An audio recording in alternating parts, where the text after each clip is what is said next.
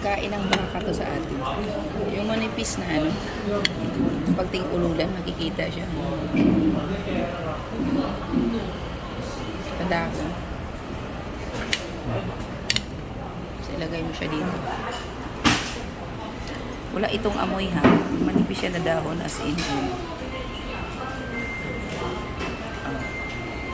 Kaya siya kanipis.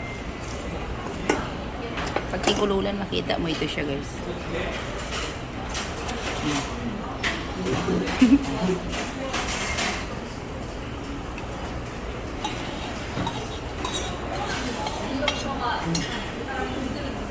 Kaya pala tuyang. Tuyang kutso pala. Shrimp yan, ginamo sa Bisaya. Sibuyas.